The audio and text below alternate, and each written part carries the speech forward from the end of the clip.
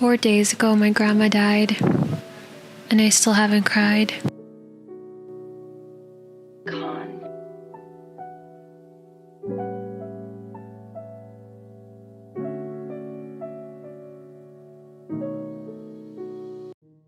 Tread lightly, she is near under the snow. Speak gently, she can hear the daisies grow. That's from my favorite Oscar Wilde poem. I always loved it because I loved the symbolism and the imagery he used to paint how the death of his sister affected him, and how even when she passed away, he treated her with gentleness and kindness, and therefore wanted people to be soft, because she was sleeping. She wasn't dead yet. I'm afraid I'm beginning to think the same way about my grandmother. I feel like when I think about her, I don't think of her as dead. I think of her as just sleeping, just a phone call away. For most of my life, she was only a phone call away. I never lived with her for longer than a few periods of months, and even then, I grew acclimatized to only being able to access her through the phone, especially when I moved far away from her for college. Now, every time I say her name or anyone talks about her, I'm caught with the urgency to tell them to caution, and them to be softer, to speak kinder, because she can hear. Because she's not dead, she's just sleeping. I feel a weird belief that my grandma is just tired, and she's just taking a break, and I'll see her soon. And if I pick up the phone and I call her, she'll pick up and I'll hear her voice and she'll tell me she's alive. I don't know if this is because I just haven't accepted it, or if this is how death appears to me. Just a period of someone sleeping. At 3:30 a.m. on Saturday morning, my mother burst into the living room and announced that my grandmother had passed away. I was the only person awake besides her. I was confused at first. I didn't understand it, and for some reason my response to confusion was to go and eat bread, because it doesn't make sense, and I told myself, I'm hungry, and it's simply not true what she's saying. But even though I knew that, I stuffed the bread in my mouth, went to my rooms, and told both of them. When I told both of them, they both reacted stereotypically, the way that I always thought you're supposed to react when you hear things like this. I felt like everyone except me was reacting the correct way. They were crying, they were talking about how much they loved her and how they'd miss her. And I was just standing there with dry eyes and complete disbelief of what has happened and denial. Is there something wrong with me? When I was younger, my grandma told me a story about a princess who saved her lover from death. There once was a princess who was warned that the man she loved would die. The princess, fearing this, hid with her lover in a forest. One day, her lover went to cut some wood, and she insisted that she would go with him. While cutting the wood, he exclaimed that his head hurt. Soon, he said his entire body was in pain. The princess let her lover lie on her lap, and soon felt a presence over her. Death. Death passed in news through her lover's body, took his soul, and began to rush away. The princess followed after him. Princess, stop, Death told her. You cannot follow me. The princess begged for her lover back. Death heard her pleas but warned her that he couldn't do so. I admire your loyalty, said Death, but I cannot bring your lover back. Instead, I will grant you any other wish. However, the princess was witty, and so she devised a plan. I wish to have children, she told Death, but only the children of the man I love. At first, Death protested against this wish. But the princess reminded him that she wasn't asking him for her lover's soul back, and that her wish fit the conditions. Death was taken aback, yet he admired the princess's wit, and finally gave in. You are courageous, and just this once, I shall return your lover to you. Her lover's soul disappeared from the news, and when she returned back to his body, he lay breathing, eyes open, and he smiled when he saw her. Let's go home, she told him.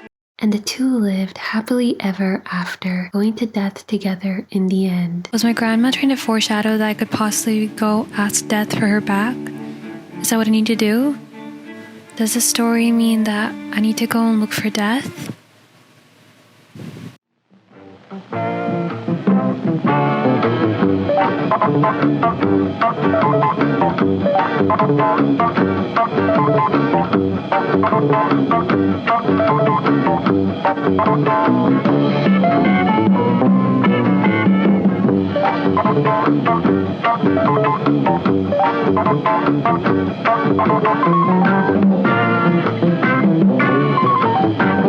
since that clearly didn't work, maybe I'm not supposed to look for death. Maybe her death will make more sense if I look at the interpretation of death by other cultures and also other people in my family. I guess I never really processed the extent to which spirituality and our perspective of death really sculpt our view of what happens after it, or sculpt our reactions to it. I feel like a lot of people in my family believe things very different than I do about death and what happens during it. For example, my father, my grandma is his mother, and he is so strong. He was only visibly sad for, I think, a few hours, and then after that he started meditating, and he said he felt all right. And it's because my dad applies the first law of thermodynamics to death. My dad believes that human spirits, human souls, they're energy, and that we're creative energy. And so when we die, we're not dying. Our energy is just being converted to another state. That all of us are just composed of energy. And that's why when she passed away, she just converted to another form, a form that isn't as accessible to us as we are to each other in our current states. So it's easier for him to keep going on. Because he said, oh, she's just another energy form. She hasn't died. She's just at a different state now. And then my mom believes in reincarnation, and so she said, oh, she's going to be reincarnated. Her soul's waiting to reach nirvana. Or maybe it has already reached nirvana, which is why she went.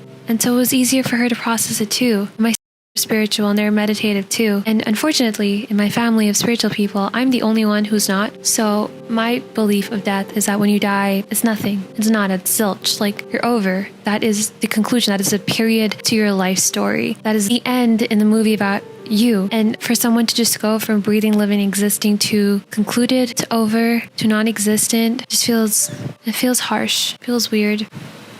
Maybe that's why it's hard for me to process this, because I think of death as an end. And I don't know if I'm right. I don't know if my family is right. I'm not trying to say here that their view is correct or my view is correct. Like, I'm not trying to say anyone's view is correct. I'm just saying that our perspective of death really, truly shapes the way we look at it. So part of me wishes that death was like what the Greek, the Roman, my grandmother, and so many other traditions believed it to be, a physical, single entity, and that could go to it like Orpheus and beg for the souls of those I love back. Maybe it's easier to believe in stories like these. They paint the possibility of an afterlife. There's a festival in Japan called Obon. It's very similar to El Dia de los Muertos, or the Day of the Dead, by Mexican people. And in both festivals, there's a belief that the person's dead loved ones come and they return back to you. And Obon happens in July, which is now, which is when my grandma passed away too.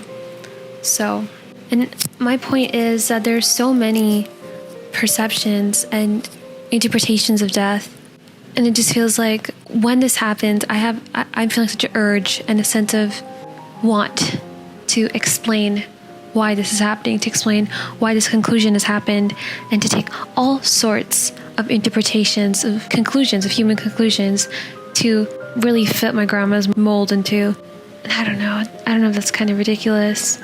I can't tell which part of death hurt us more. The fact that we've lost somebody who we love and care about and cannot access them anymore, or if it's the fact that death forces us to recognize our own morality and the reactions of others towards it. My grandpa and grandma had the most beautiful story ever. They loved each other for so long, and they still did. They'd go to bed every night holding hands. They'd sleep that way. My grandpa would get shy when my grandma would see him in pictures where he didn't think he looked good. This is after decades of them being married. I think half a century of them being married. More than half a century. 75 years? More than that. And he'd still get very, very shy of her seeing him when he didn't think he looked good. And there was just so much romance there. And still, when she passed away and people I'm related to were sad, he looked at them and he said, stop. Go live your life. You have a life to live. Don't do this. Stop crying. Go. And I'm just wonder how he did that. I don't know.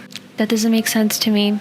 The conclusion does not make sense to me. I don't know who I'm making this video for, myself or other people, but I just know that my grandma died and I haven't cried and I don't know what to do. I feel like I need to do something. I don't know what it is. You ever think about how you only know your relatives and those who are in your family from the lens of a family member?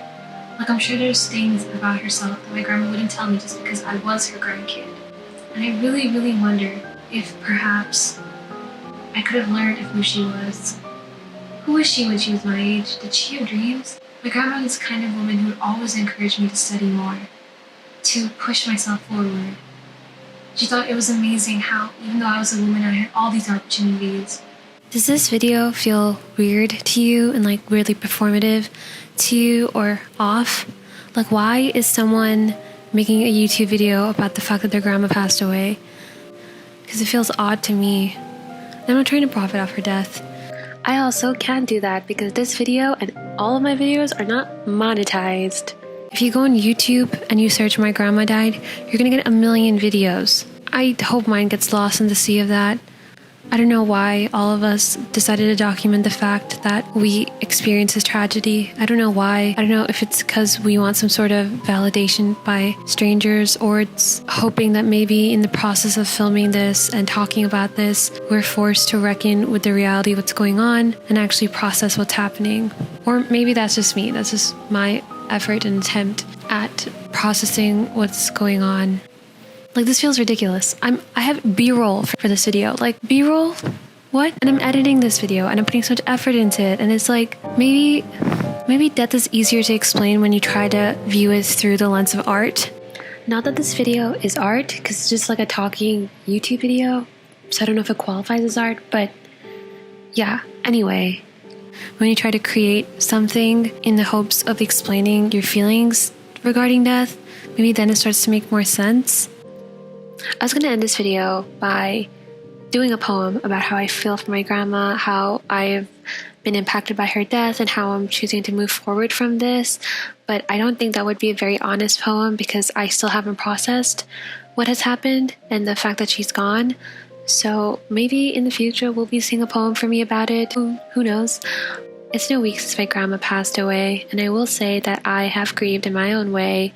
I haven't cried, but I think maybe I need to stop equating tears with sadness, and also the fact that I will express my emotions when I process it, whenever that is, and I need to be patient with myself about it. And if you have ever been through something like this and you're having similar thoughts, please remember to be patient with yourself, because this is a hard thing to go through. And I also want to say my grandma lived a beautiful life. She was so beautiful, she was so intelligent, and she was a lovely woman, and that she is going to be remembered as absolutely amazing. And I want to remember her like that, and I'm choosing to remember her like that. So yeah, even though this video is kind of sad and kind of depressing, I hope that it has been helpful in its way, and it has been helpful for me because it has helped me think through some things. I will see you next week. It will not be sad boy hours next week, hopefully. Hello everyone, thank you so much for watching so far. I just wanted to come in and say that I am doing okay now. And have I processed my grandmother's death since I made this video a year ago? Maybe. See, what I have learned since the time that I've made this video is that processing grief is not as linear as I thought it was. Like, sometimes you can process it right when it happens, and sometimes you can end up processing it several years later when you randomly have a breakdown in the McDonald's parking lot. Am I talking from personal experience? I'm actually not. That did happen to someone I know. But yes, I hope that this video could help someone who's going through this and make you feel that the way you're processing your sorrow, however you are, is totally valid. Handling anger and happiness is talked about, but I don't think handling sorrow, or at least this kind of sorrow, is discussed very much. So I was hoping to do something about that with this video. So yeah, hopefully this helps someone. And I am whispering now because there are people outside my door, and it's kind of embarrassing to let them know that I'm recording something for YouTube. But I really hope you enjoyed this video. I also wanted to come in and quickly thank everyone for 300 subscribers. We are officially a town. Welcome to the town of Hanahakis. No, that's weird. That's weird. Welcome to our little town. Population 300, and we're having a great time here. If you'd like to continue to support me, feel free to like, comment, and subscribe. I love reading your comments, and a lot of them are really insightful. But anyways, thank you so much for watching. I hope this wasn't a weird video. It feels a little bit like a weird video to make, and I will see you next week. Goodbye. With, like I said in the video, a way more cheerful video. Goodbye. Bye.